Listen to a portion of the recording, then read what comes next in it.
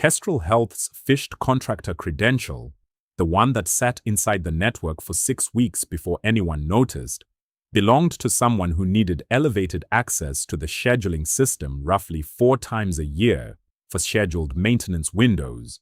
The attacker never had to escalate anything to make that credential valuable. It already held standing administrative rights, live and unattended 365 days a year, for a task that took maybe 6 hours a quarter. Nobody had actively decided that was acceptable. It was simply how the account had always been provisioned, and nobody had gone back to ask whether it still needed to be. That single design choice is this episode's entire subject, not how attackers escalate privilege once they're inside. We covered that already. But why an organization leaves a door standing permanently open for a job that needs it open a few hours a year, and what actually replaces that habit once you decide to stop. Start with the property that makes this worth an entire episode, not a footnote inside identity architecture generally. A privileged account, one that can read every patient record, push code to production, or reconfigure a firewall, isn't just a credential with more permissions. It's a fundamentally different kind of target. The more privileged an account is, the higher value a target it becomes, because compromising it grants whatever that account was trusted to reach, which for a genuine admin credential is often most of the estate, and the longer that account holds elevated rights without anyone rechecking whether it still needs them, the wider the window during which a single phished password, leaked key, or unpatched laptop turns into exactly the kind of single point of failure Kestrel's contractor account represented. Put those two properties together and you get the actual architectural problem. Standing privilege, an account elevated all the time regardless of whether it's doing privileged work at that moment, multiplies risk in 2 directions at once. It raises the ceiling of what a compromise can reach, and it raises the probability that a compromise lands during a window when that ceiling is actually live. An account elevated for 6 hours a quarter and phished during one of those 6 hours is a serious incident. The same account, elevated permanently, so those 6 hours never had to be requested or approved, is a serious incident waiting for whatever moment is convenient to an attacker, because every moment is equally live. That's the argument for the rest of this episode. The fix isn't watching privileged accounts more closely, though we'll get to that. It's making sure the account isn't privileged most of the time in the first place.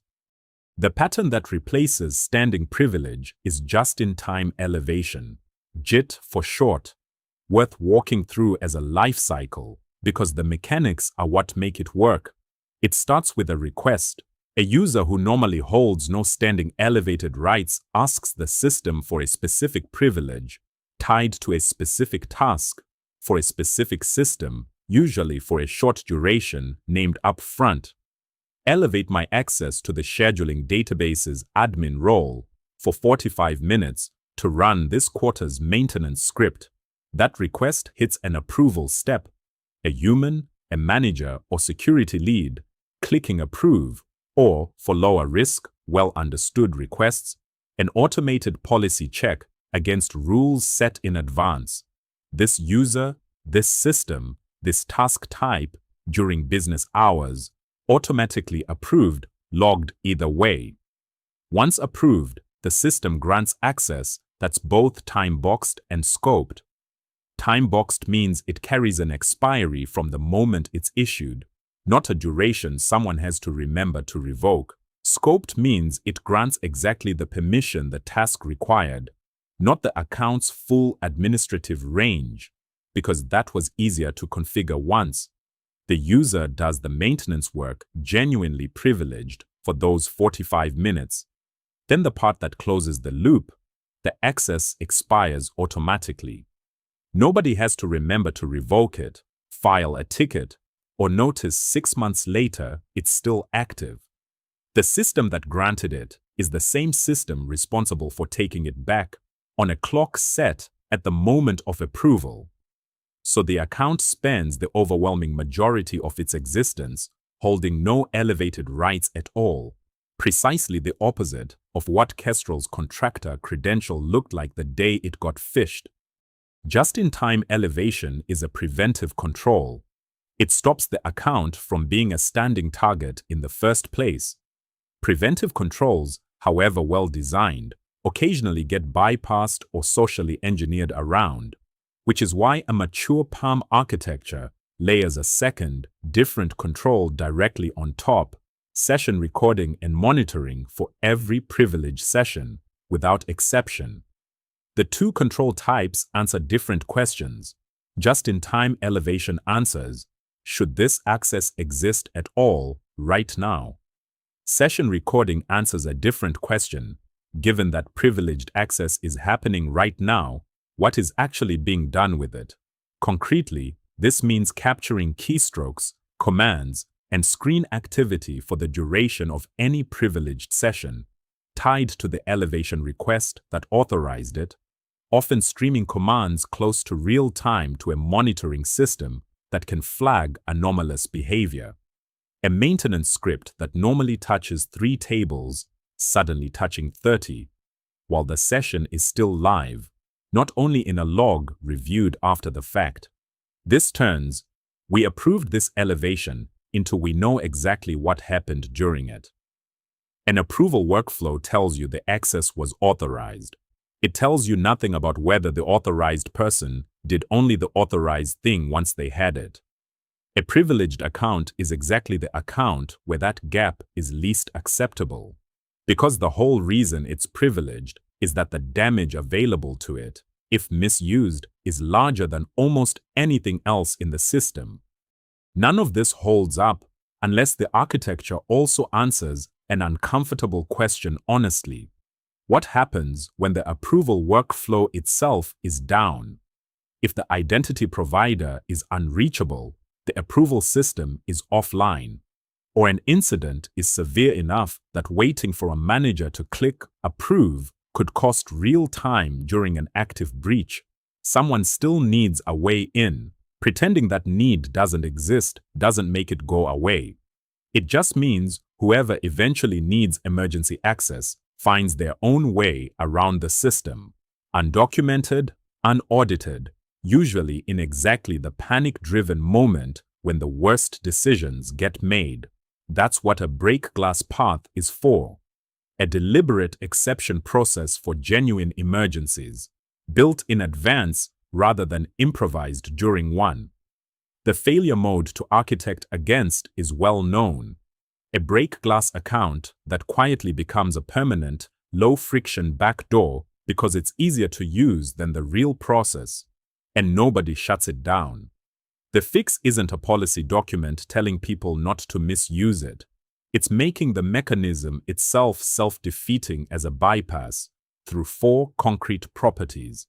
First, break glass credentials are single-use. The credential works exactly once and is invalidated the moment its session ends, so there's no persistent secret sitting around for a second use. Second, using one immediately triggers an alert to a security lead and typically to more than one person the instant it's invoked, not on the next log review cycle. The fact of its use is itself the incident, worth attention regardless of what happens next. Third, every use requires a mandatory post-use review, a genuine after-action conversation about why the normal path wasn't available, not a checkbox signed unread. Fourth, the credential is rotated immediately after every use, whether or not anything went wrong, so a break glass credential from 6 months ago is guaranteed worthless today.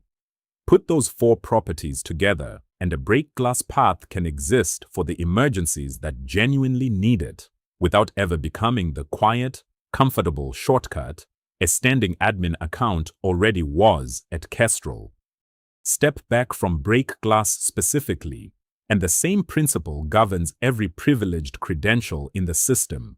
It should never be static, memorized, or manually distributed. The architectural answer is a credentials vault, a system that stores privileged secrets encrypted at a rest, brokers access to them per request rather than handing out a copy. Someone writes down or pastes into a script and rotates them on a schedule or immediately after use. So a credential leaked 6 months ago from an old config file or a departed employee's notes is worthless the moment anyone tries it. HashiCorp Vault is the name most architects reach for here, alongside commercial PAM platforms like CyberArk and Beyond Trust.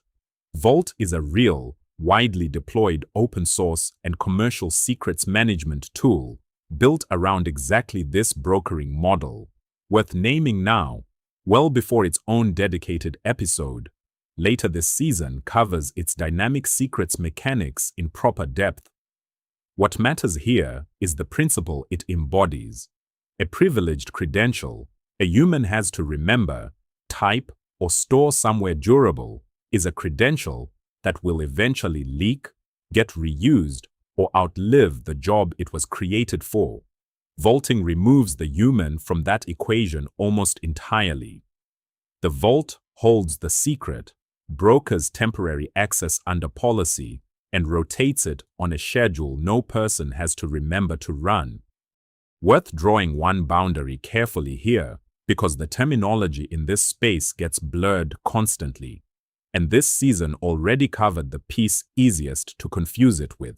2 episodes back, Spearfy and Spire gave every service in Kestrel's estate a cryptographic identity it uses to authenticate to other services continuously, with no human and no login screen anywhere in that exchange. That's workload identity. Machine to machine, solving how a billing service proves to a scheduling service which service it actually is. Privileged access management answers a different question entirely. How does a human prove they should be allowed to act as an administrator right now for this specific task? The two problems can look similar on a diagram. Both issue a credential, both involve time-limited validity, both involve a policy decision about what gets trusted, but they solve genuinely different failure modes. A workload identity problem is a service impersonating another service. A PAM problem is a person holding more standing power over a system than the moment calls for. Kestrel's phished contractor credential was never a workload identity problem. No service was impersonating another service. It was a human credential holding standing administrative rights needed only a few hours a year, squarely a PAM problem, solved by the just-in-time pattern this episode has been building, not by anything Spiffy and Spire were ever designed to address. Here's how Kestrel's architects applied this after the near miss. The account that got phished, standing admin access to scheduling, live year-round for a job needed a few hours a quarter, was the first one rebuilt. Contractors and internal admins doing that class of maintenance work no longer hold any standing elevated role. They request elevation through the same PAM system for the specific maintenance window, get a scoped, time-boxed grant tied to that request, and the grant expires automatically when the window closes, with the full session recorded regardless of who's doing the work. Anyone asking what an attacker phishing that same contractor's credential today could reach finds a very different answer than the one that let Kestrel's attacker roam for 6 weeks. A login with no standing privilege at all, useless without a live, approved, monitored elevation request behind it. A break glass path exists specifically for the scenario where the PAM system itself is unreachable during a genuine incident. Built with the single-use, alerting, and mandatory review properties covered earlier, rather than left as an informal understanding that someone senior can call in a favor. 3 mistakes recur often enough elsewhere to name directly, because Kestrel nearly made at least one during the rebuild. First, treating just-in-time elevation as a tool to deploy, without also revoking the standing privileges it's meant to replace, leaving both paths open indefinitely, which defeats the point, since an attacker only needs the easier of the two doors. Second, building a break glass path that's well designed on paper and never testing it. So the first real use is also the first time anyone discovers the alerting doesn't actually fire as configured. Third, rotating credentials on a fixed calendar alone and treating that as sufficient. When the properties that matter are event-driven, rotate immediately after every privileged use, every departure, and every suspected exposure, not just whenever the 90-day timer expires. Privileged access management closes the human side of this ARC's identity work. OAuth and OIDC handled delegated access. SAML and OIDC together handled federation across a multi-protocol estate. SPIFE and Spire handled how services trust each other without a human involved. FIDO2 and WebAuthn handled proving a human is who they claim to be without anything phishable to steal. And just-in-time elevation, with a properly architected break glass path, handles how much standing power that verified human actually holds at any given moment. What's left is the identity problem sitting underneath almost everything we've just covered. Certificates. Every MTLS connection, every workload identity, every service-to-service trust relationship this ARC has built depends on a certificate issued, renewed, and revoked correctly, at a scale most organizations badly underestimate, until a forgotten expiry takes down a production system with no warning. That's machine identity at scale, certificate life cycle in an MTLS estate, episode 12, and it's next. If you're building systems that need to survive a breach, not just avoid one, subscribe, and I'll see you in the next one.